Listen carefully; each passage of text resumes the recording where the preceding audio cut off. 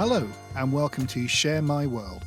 I'm Charlie Dobre, and in each episode I'll be talking to guests about the places they visited in their life that they associate with happy memories. That could be a treasured childhood memory, a best ever holiday, or somewhere special they've shared with a loved one. The story of everyone's life is like a personal map of the world, and I want to explore that map and share it with you. So, to accompany this show, there's a website, sharemyworld.co.uk, where you can see the exact location of each of my guests' chosen places and even see how to get there yourself, if you feel so inclined. Today's guest is BBC sports reporter and presenter, Juliette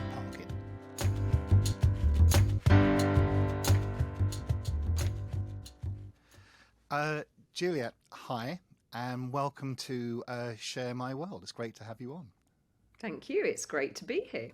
Absolutely splendid. Now, you're normally the other side of the camera, so I've got the worst job today because I'm interviewing a professional interviewer. But here we go anyway. So listen, thank you so much for doing the show. I think that people will know you very, very much from your broadcasting career, particularly in the Southeast region, but beyond as well. You've been a broadcaster for... Okay, to remind you, for 20, 22 years now?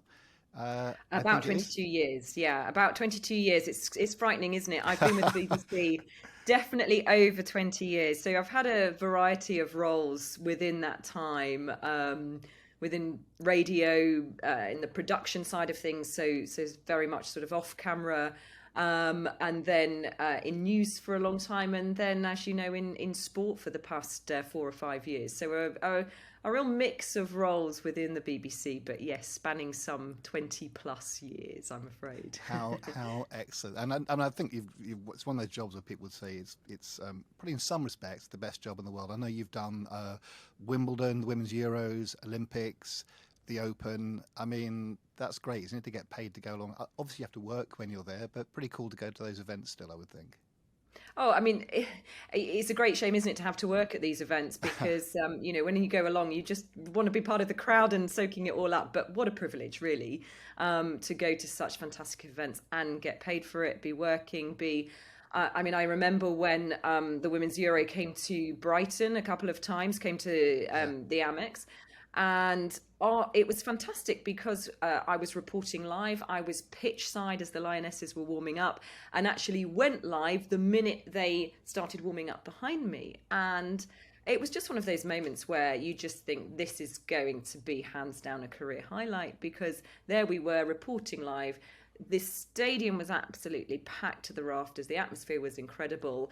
And, we were live. We were part of the action. And it was just a fantastic day. It was an exhausting day. We'd been working from 8 in, filming, news gathering. And there we still were at 7:30, 8 at night reporting. But honestly, it was just it was a real highlight. And there are so many...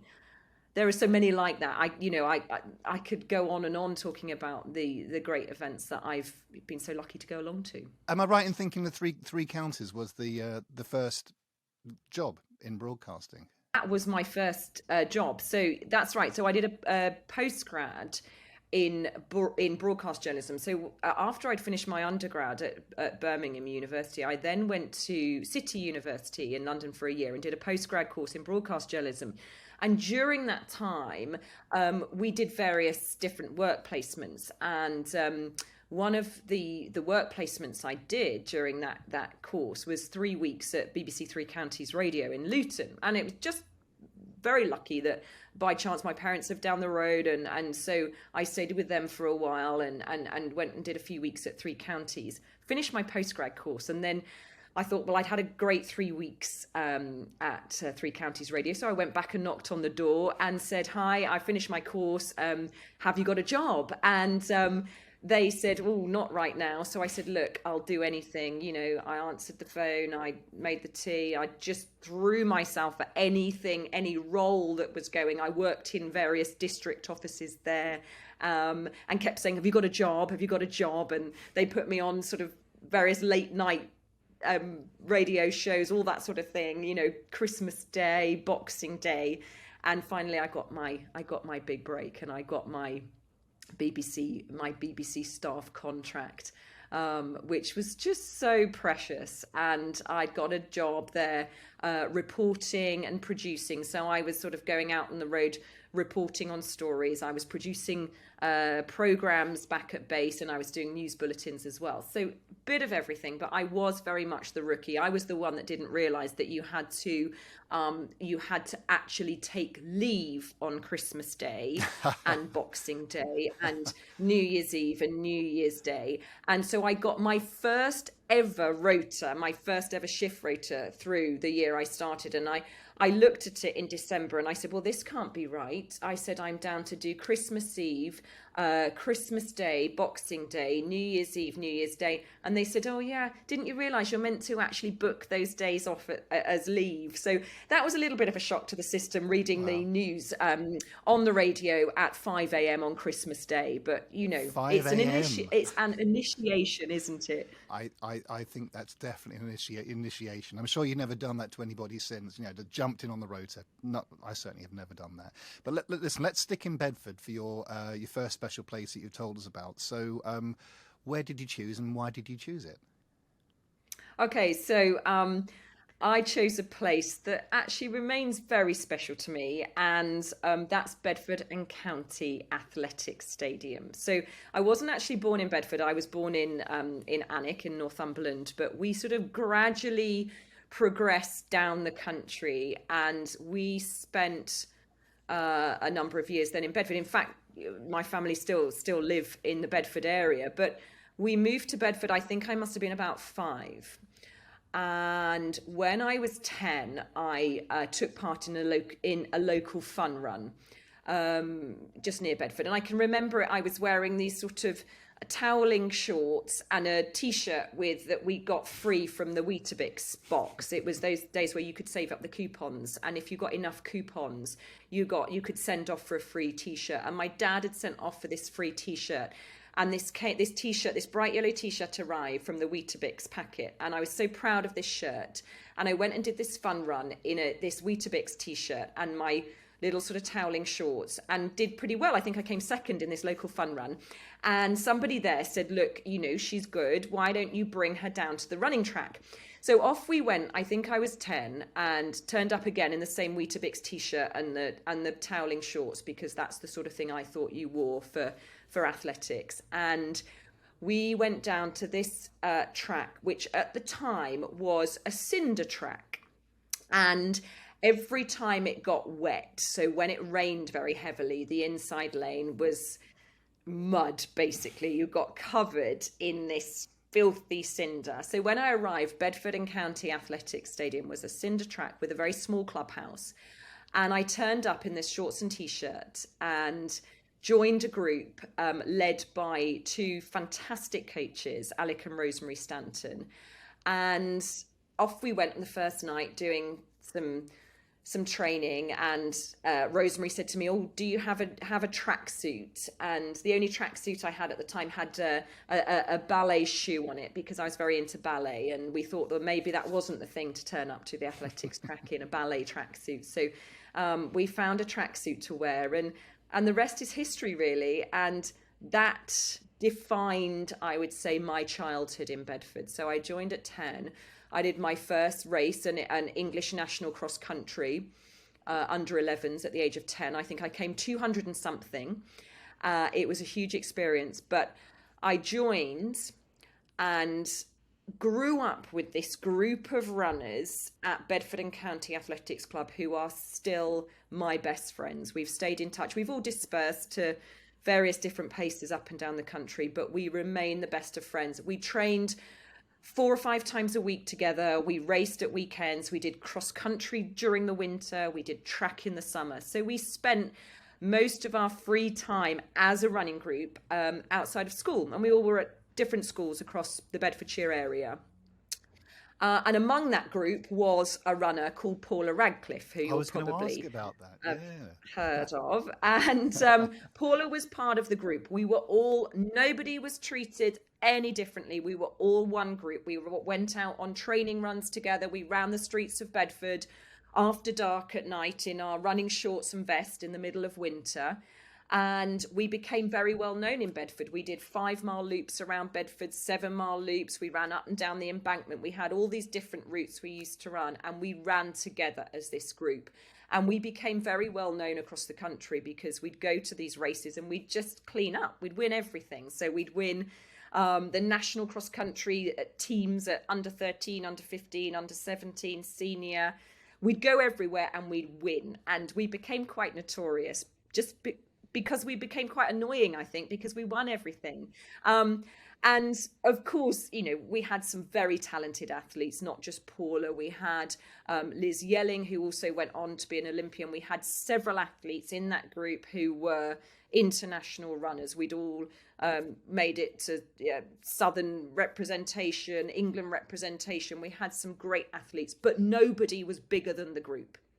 And that was what was so important. And I think that's instilled in me a firm belief that to do well in sport, you have to remember your friends, your coaches, your team. It's about the people around you, and it's not about being bigger than the sport. And you stay humble, you stay rooted, you stay grounded, and you remember everybody who has helped you to get to that point.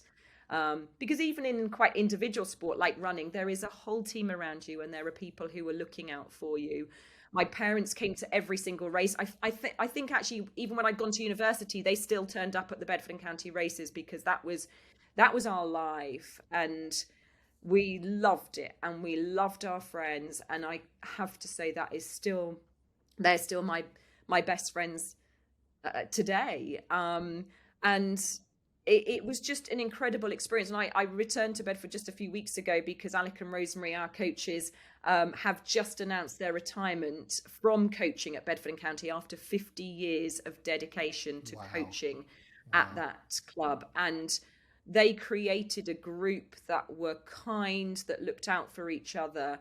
And they treated us all with respect and just cared about us. So if things were going badly in school or life, that came first, not the running. It was about being an all-rounded, happy individual. And if the running went well, that was great. But they weren't pushy. They just wanted us to do well and have fun. I think you know better than anybody, but that great sport is about building great people, isn't it? Who are just, have all the attributes, and they may or may not end up chasing a career path in their sport, but they end up learning so much more than that. Was there ever a point where the pro route was open to you? Were you interested? Were you that standard to carry on running? That's really good question, because as I said, our group was full of athletes who represented England and various different things. So when I was sort of under 15, under 17 age group, I was the sort of standard where I was representing the south of England, and winning championships, sort of representing the south of England. Went to English schools championships a few times, and at one point was ranked top 10, I think, in the country in the 800 meters on the track. So I got to quite a high standard. The problem I always had, and Alec and Rosemary will tell you this, I liked to act as well. And I was forever in plays. Literally acting. Doing other things. Acting. So I did a lot of drama at school, and actually I did drama at university as well.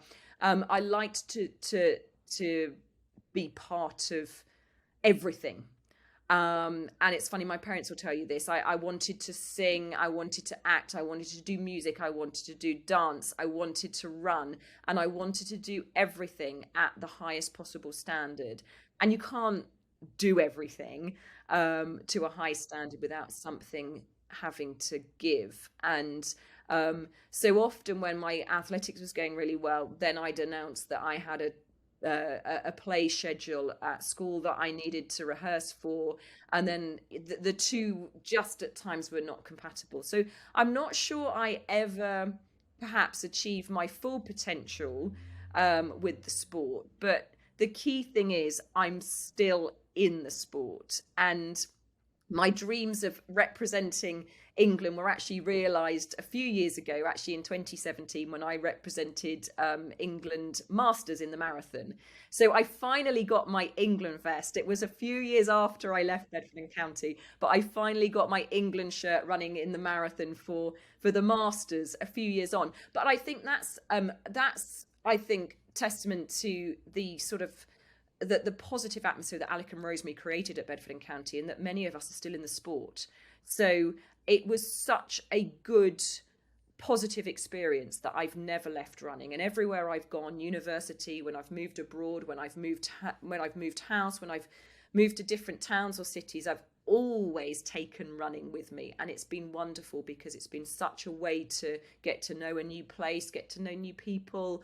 I've joined running clubs, and instantly you've got a new group of friends. So it's always, I'm still running, and it's always come with me in life. And I owe so much to that time at Bedford and County because it gave me such a positive grounding in sport. So yeah, so there seems to be a really strong strand here, obviously of sport, and as we go through the locations you've chosen about the outdoor life, and going to ask you now about a location you chose for best ever, the favourite holiday. So tell us about this rather superb place. Well, my husband is going to be very cross with me for talking about this because he said don't tell anyone about it. It's a secret. You can't talk about this place because suddenly everyone will want to go. And I have to talk about this place because it's so special. So a few years ago, 2020, we hired a motorhome and we drove around the Outer Hebrides. It had always been a dream of ours to go and see the Outer Hebrides, and we thought, well, let's hire a motorhome and we'll drive around and get a bit of a feel for it. And it was the most fantastic holiday. We spent 2 weeks on the road, exploring the Outer Hebrides and going from island to island. But there was one spot on the Isle of Lewis that just captured our hearts, I'd say. And that was this little peninsula called Valtos. It's actually spelt Baltos, I think, Bhaltos.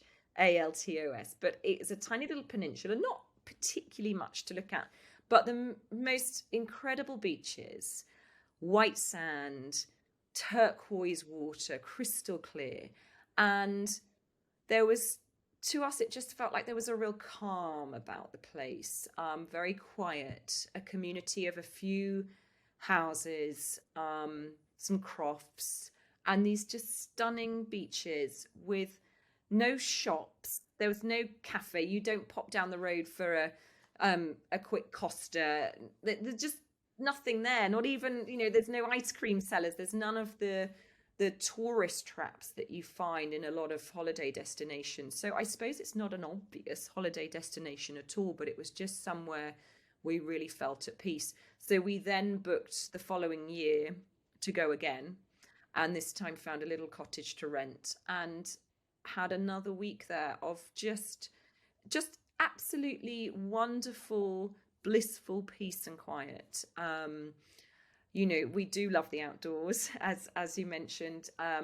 We go kayaking, walking. We swam in the sea. You have to swim in the sea there wearing a wetsuit because it is pretty cold. Because you were, in one sense, you were selling it to your husband's annoyance. People think, I'm going to go there. And it just sounded incredible. The thing is, it's not in the Mediterranean, is it? So I'm interested to know what the water temperature might typically be to go swimming. Very, very cold. Very cold. So we would go in full wetsuit and hat. Actually, the last time we went, we took our snorkels because you can see so much under the water. They're so clear that snorkeling around there was fantastic. But I do like to kayak as well, so took out the kayak and explored some of the local islands and did a lot of walking. We did some surfing. Actually, we all learnt to surf out there, and bodyboarding, and it was just so much fun. I have to say, it's not for everyone. There aren't local amenities. It's not hot. We had two beautiful summers there, but it's not if you're looking for perfect sunbathing weather and warm water, then it's not Basically, for what you're you. But saying is don't go there. It's really bad. It's terrible. You wouldn't like it anyway. So just leave it yeah, alone. Now that's, it's but dreadful. it's Yeah, dreadful. Thank you, Julianne. It's don't dreadful. go, Don't go. don't go. Don't go. Okay, to this place. Really, really, really terrible. However, because what hand in hand with this show, we have a website, sharemyworld.co.uk, where don't tell your husband, please. But each of the locations you've chosen, we do actually show on a map, and you sent us some superb photographs as well. And on these maps, you can see where it is, how to get there.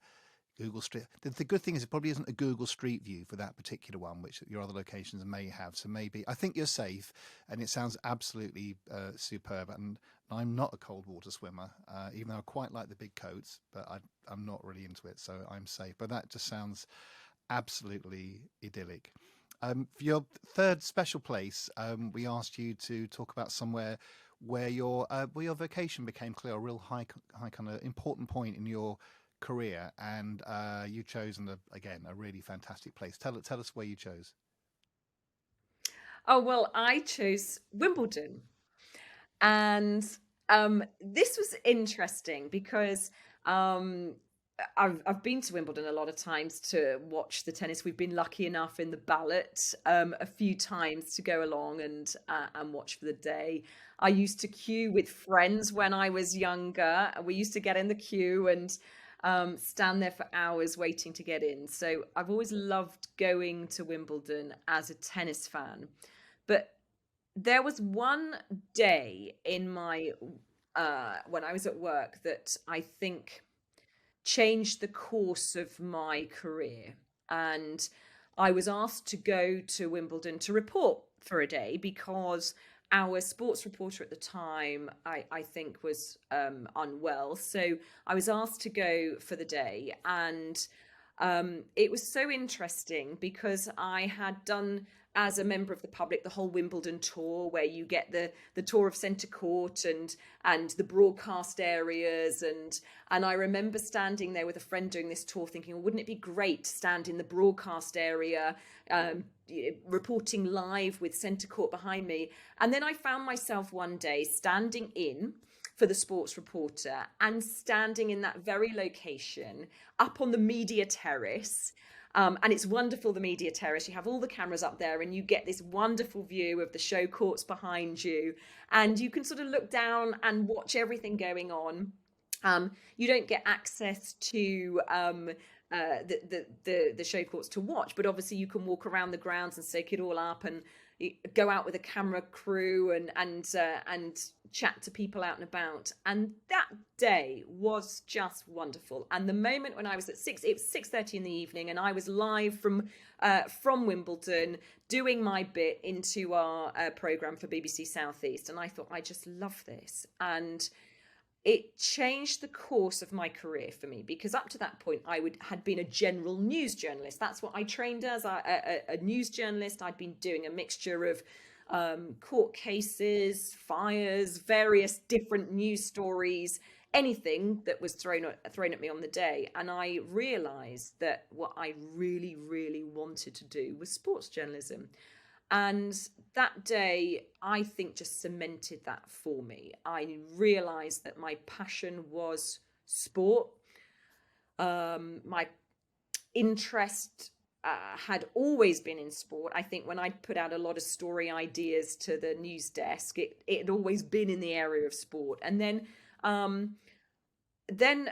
something changed at work, and I some of the listeners in this podcast may remember a very dear colleague of ours, Neil Bell, who was sports reporter at BBC Southeast for years and had previously worked with BBC Radio Kent. Fantastic at his job, wonderful guy, and he sadly passed away. And Neil was very, very difficult to replace because he had been so wonderful at his job. He was loved across the Southeast, and very, very hard shoes to fill. So after a while, my editor at the time spoke to me and said, what do you think? Do you think you might like to do the sports job? And I said, look, I'll go away and think about it. I thought about it for 24 hours and said yes. And it was a no-brainer really for me, because I lived and breathed sport. I was taking part in sport. I was watching sport. I knew from that day at Wimbledon that I was passionate about reporting sport. And I suppose that day just cemented it for me that I could do that job.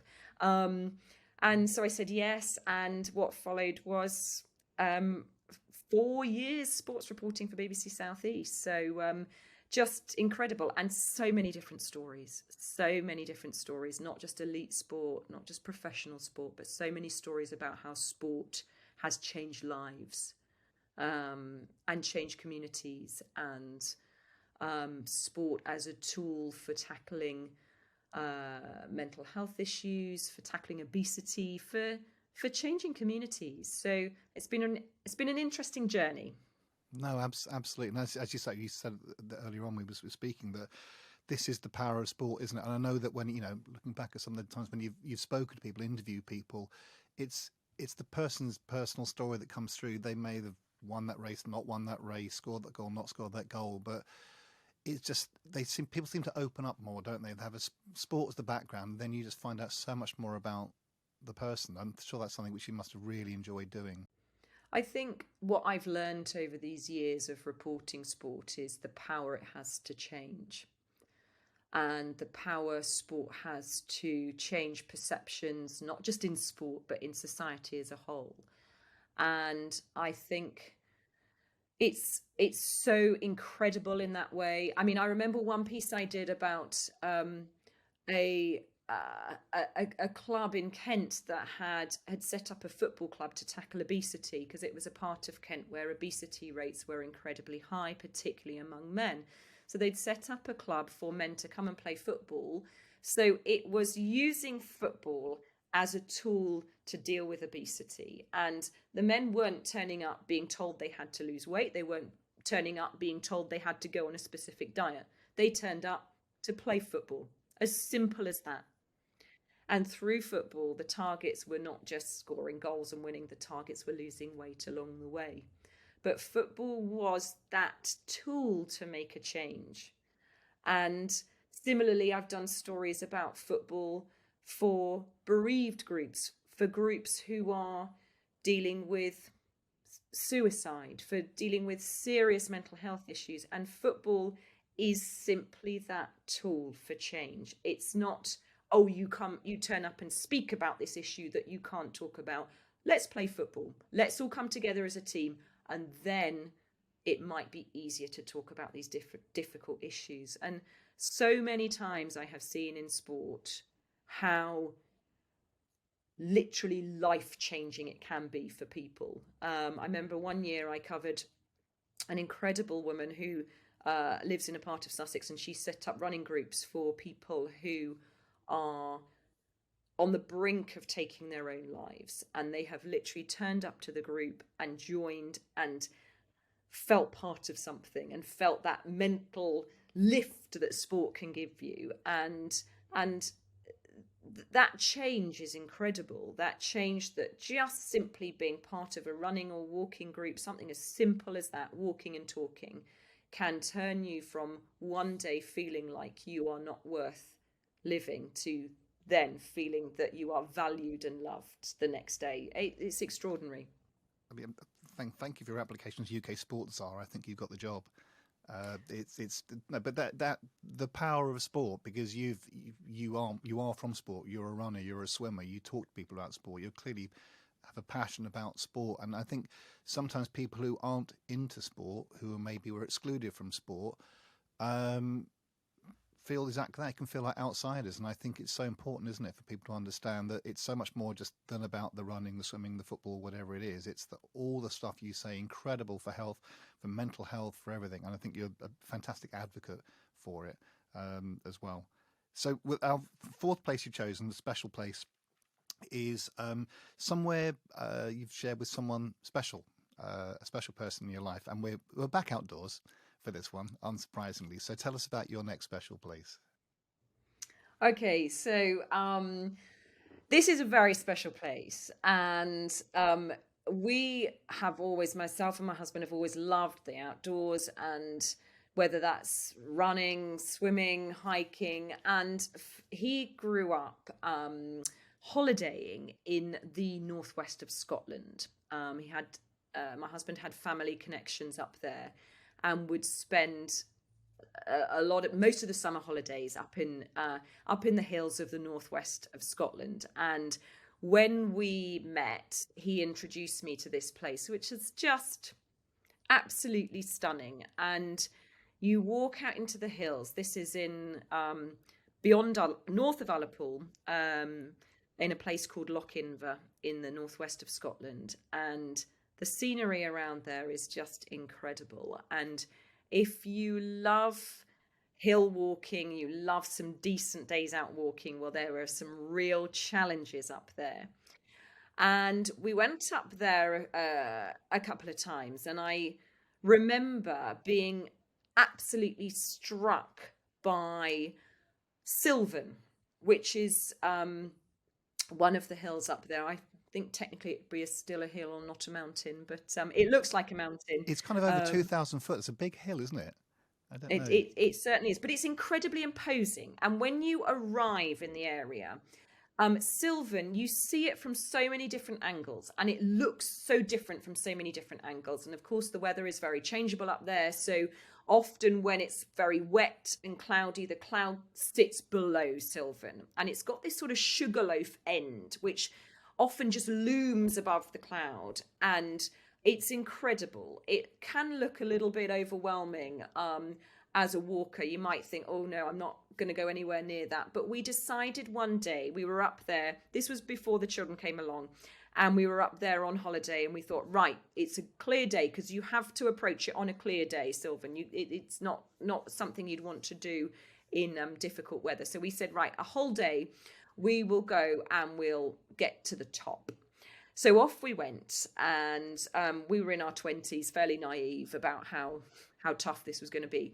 But we were both reasonably fit, so we thought, well, look, we'll handle this. It will be, a skip up and back, no problem.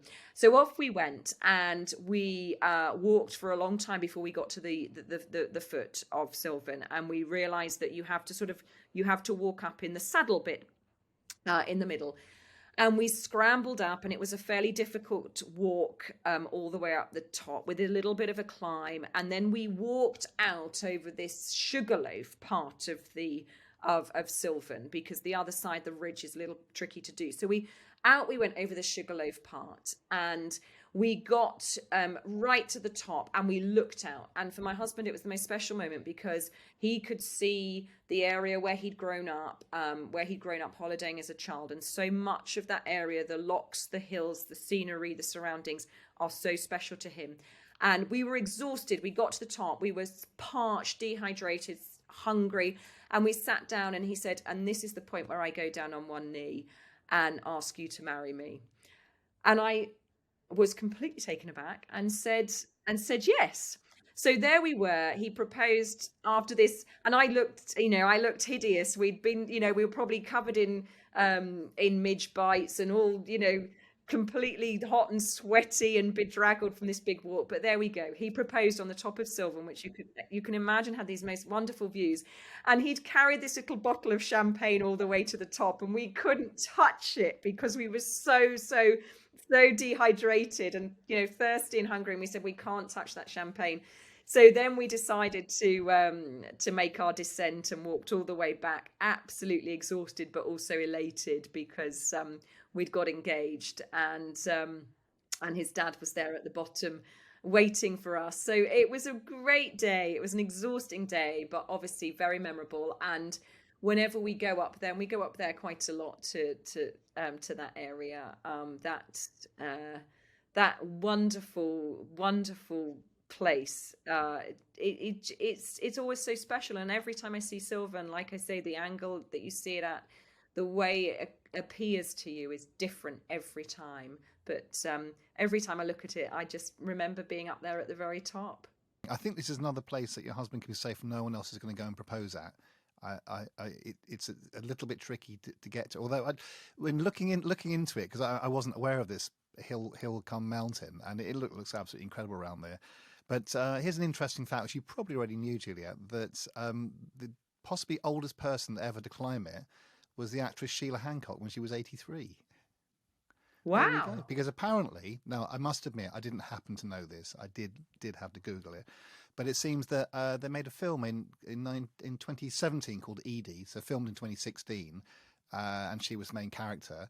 And the character, to prove that she's still got it at 83, climbs up Sylvan, and she did it. She actually did it herself. So more power to her.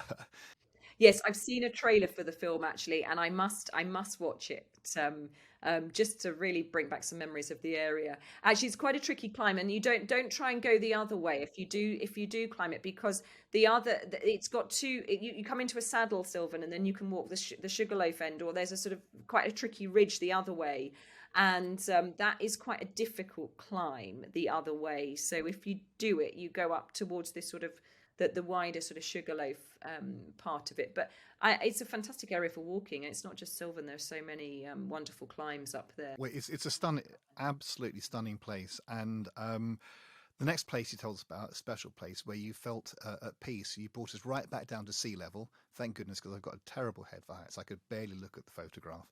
But tell us about, I mean, to be honest, almost any one of these places you told us so far, you clearly must have felt at peace. But you chose one particular place for where you feel at peace. Tell us about that.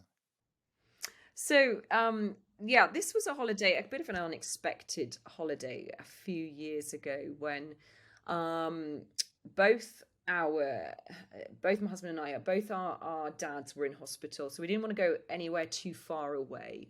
And we thought, well, we'll have a little trip along the coast to Dorset.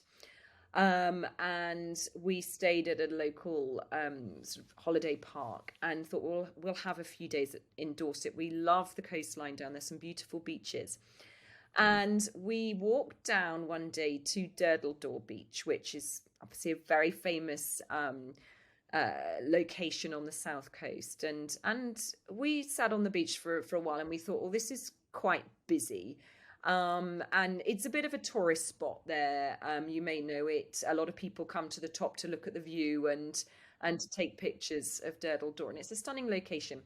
So we thought it was a little bit busy, and the next day we took the path splits, and you can walk one way down to Durdledore, and you can take a slightly trickier path to the left down to Man o' War Beach, and we were just blown away by this beach. And we had a few days, and this was an unexpected holiday because things were going on with both our parents, which were quite tricky, and we just thought we'll get away for a few days. And it was an unexpected surprise to find this beautiful beach, very quiet, and the sea was calm and clear. And we just spent a few days on this beach just relaxing. We took a picnic, we were with the children, we all swam. Again, we had our wetsuits on, we swam, we jumped off rocks, and we really didn't do much else. But here was an area where we thought it would be very busy, and one side, the beach just next door, was pretty busy. And here we found a place that was calm and was peaceful and was the time we needed, I think, at that time. It was a tricky summer. And it was just the peace and quiet we needed to get away from it all. And it wasn't actually that far away. And just unexpectedly beautiful. And I think sometimes you find peace where you least expect it. And I think that happened then. And we have very fond memories of that short breakaway and that beautiful beach that just brought us a bit of peace and calm at a very difficult time and a worrying time. So I guess that's why I chose that, which might not be everybody's idea of peace. It wasn't solitude, but it was peace. Yeah, I mean, this is it, isn't it? I mean, sometimes you can feel at peace in a crowded place, can't you? It just depends on what's going on. And clearly, other things going in your life at that time meant that relatively it was peaceful. And maybe something about the unexpected nature. When you come across something and you hadn't planned it, you can really appreciate it maybe more, you know. And certainly, and Dorset is, I mean, myself, I've been to Studland. Studland Bay is a little bit more crowded than there, but it's a stunning part of the coastline, isn't it? But you say you did swim there anyway. Of course, you swam, yeah. Oh, beautiful. Absolutely beautiful. We swam and there was some it was a very protected bay and there was some little rocks to jump off as well, which we all did and that was good fun and yeah, we enjoyed the swimming there. We do I mean come the summer. I'm not one of these people, I have to say, I'm not one of these people who does cold water swimming during the winter. I really, really don't like the cold. So I am not brave enough. I am not brave enough to plunge into the sea. In the middle of winter, but I do love sea swimming in the summer, and we tend to swim from May through to September, October. So I do love sea swimming, but I'm often the first to put a wetsuit on when it's cold. Yeah, I'm the first to stay away from the sea when it's cold as well. So I'm with you on that. Do love the coats, but just I can't in good consciousness get one. Let's go back indoors for your penultimate special place, and this is such a lovely choice. So this is where we ask guests to choose their a special or favourite restaurant. So tell us about the place that you have chosen. Well, I thought this might make listeners laugh a little bit because I guess when you ask this question, you don't think of a pizzeria.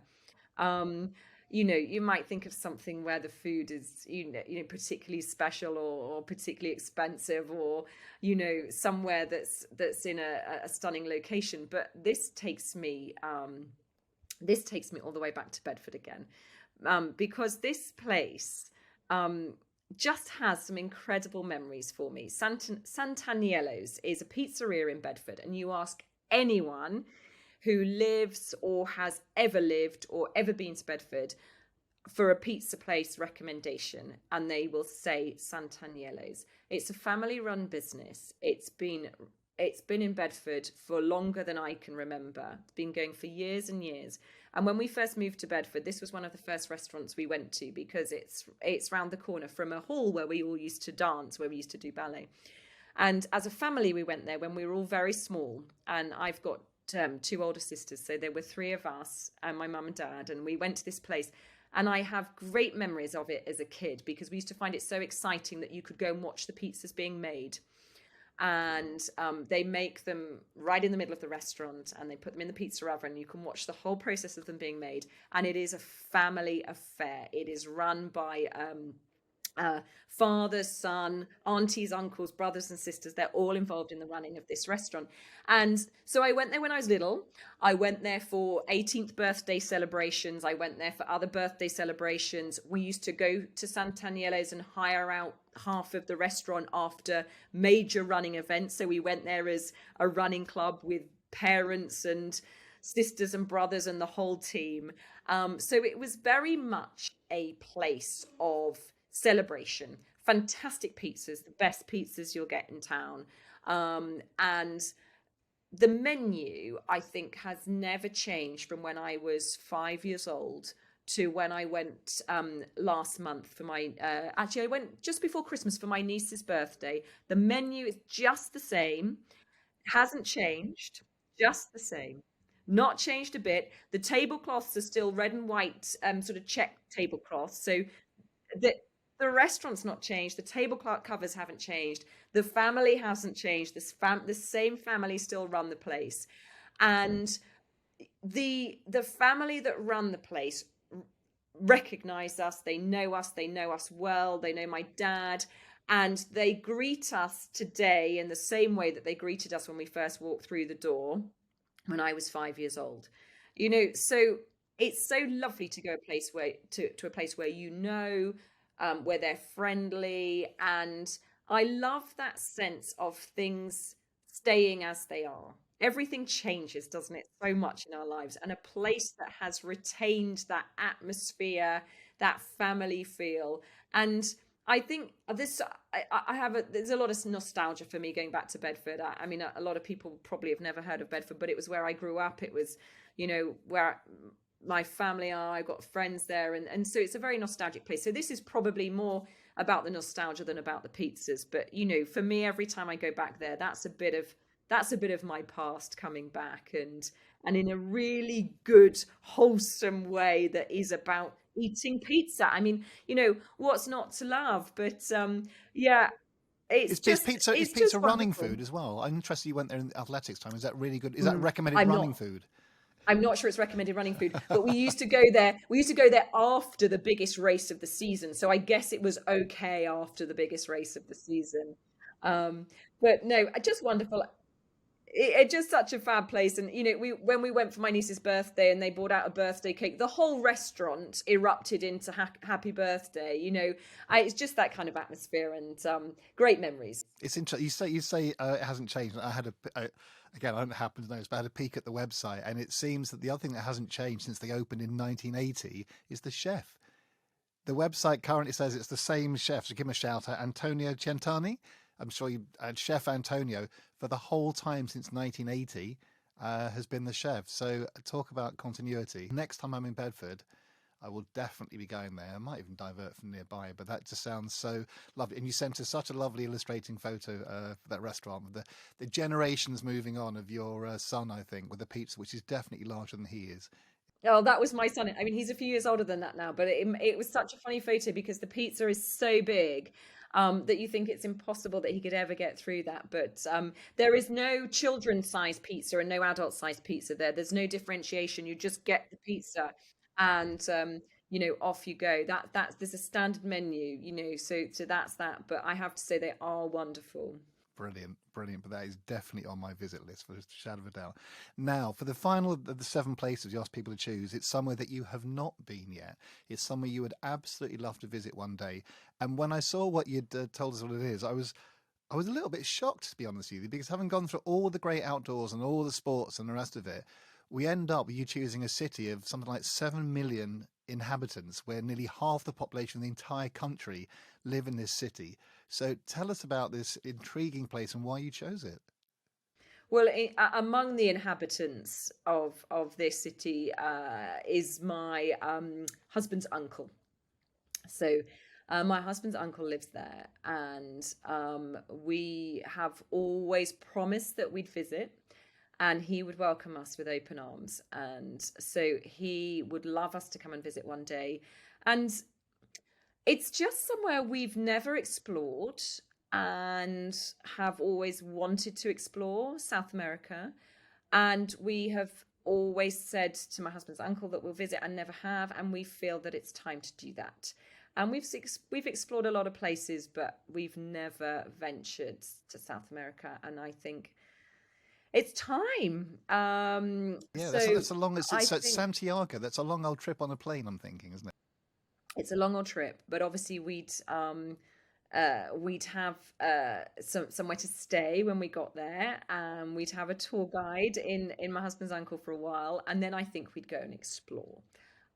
So I think probably to head to Peru for some time and just explore a bit of South America and see where it takes us. But um, we're never going to stay long in a city, I don't think. We'd have to It doesn't find sound like you, a big city. This is why I'm so no, intrigued by we'd that have to choice. find the mountains and the coast and the walks and the swimming and some adventure. But I do feel it's time to go and visit family over there and just explore somewhere new and somewhere we've always talked about going but have never been. They've got some proper mountains in Chile, haven't they? And like some properly high mountains, Proper, I think. yeah. Not ones where you have to debate whether it's a hill or a mountain, though. Yeah. And a very, very long coastline, isn't it, as well? So you've spoilt for choice, really.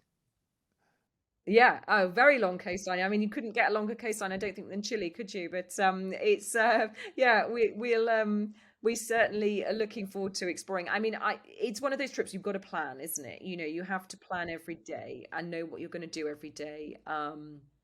And uh, also, I think we're going to have to work out when to go because our summer is not their summer, is it over there? I think it's their winter at the time. So What's the ideal time of I year to go to Chile then? When's it warm but mm, not terrible? maybe Easter time. I'm not entirely sure. When I need to do a bit of research into that, but it may not be some. Summer doesn't sound like the best time to go, but we shall see. But it's definitely on the cards, and we definitely have a host, which is fantastic, and it would be lovely to see him over there. So we shall see. But it's It's somewhere we've always wanted to go and somewhere we need to explore. We've explored a lot of the British Isles, but perhaps it's time to start going further afield again.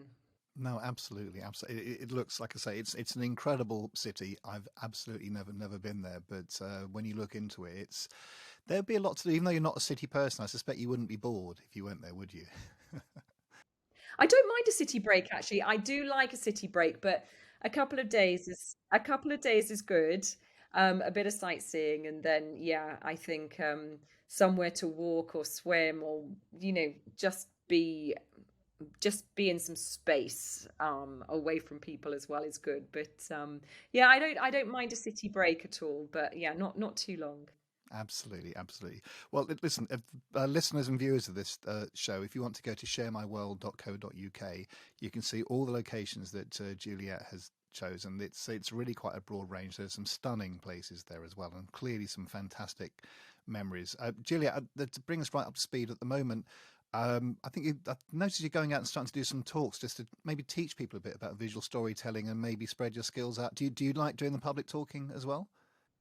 Yeah, I think I've picked up a lot of skills over my time with the BBC and as a journalist, and I think it's good to share your skills.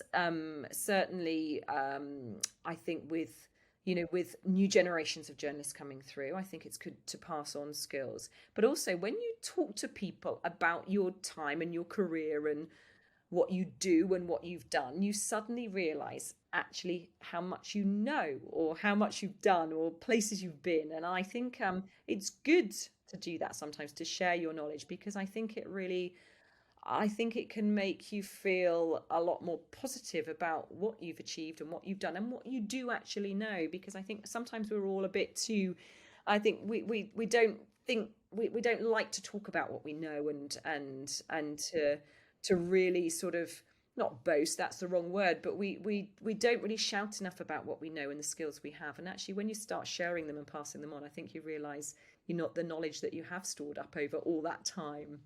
Yeah, and I think also hopefully what this kind of show does is it gives people a chance to maybe have a little bit of a mini life retrospective, because it's not something we ever stop and do very much, isn't it? Well, to kind of hear yourself talk about all the places you've been and things that you've done as well. Are you given to sort of stopping and smelling the flowers? Are you kind of that runner at heart and you're chasing the thing that you want to do next?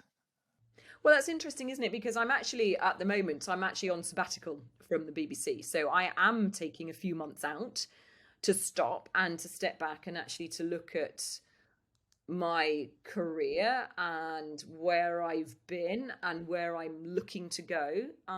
So it is useful. I think I thoroughly recommend it to anyone to, if you can, if you have the opportunity, just to step back for a while and reset. I always say I'm doing this to push the reset button, and I think that's so important. I think just to be able to stop for a period. It doesn't have to be very long, but just to reflect and say, okay, I'm at this stage where do I want to be? What are the priorities for me in life? I have a family, I have sport, I have these things I want to do, but I love my career, I love my job, I need to pay the bills. So how do we fit all that in together? And I don't think there's any simple solution to that. But I think carrying on the same treadmill at the same speed gets you nowhere. It is like doing a long run on a treadmill and being in the same place at the end. So I think, actually getting out and stepping back for a bit and reassessing and looking at where your skills and your strengths lie, and using those to your advantage is a good exercise in life, actually. And I run without music. I know a lot of people run with music, but I run without music because that often is my only time in my life when I'm out without a phone and I can't be contacted and nobody can get hold of me, and I'm on my own and I'm on my own with my thoughts, and I do my best thinking, I think, when I'm out running. So maybe one of your most special places is nowhere in particular because you're always on the move. And you Just can running. just Yeah. running, Yeah. just running. Being in your own space, I think, is so important. Absolutely, and it's been so interesting to talk to you and learn so much more about your life and places that mean something to you. So, Juliette, thank you so much for taking part in Share My World. Thank you. That's my pleasure. I really enjoyed the experience, and thank you for allowing me to talk a bit about my life and my past, because it's brought back so many happy memories for me. So thank you. Fantastic. Thank you.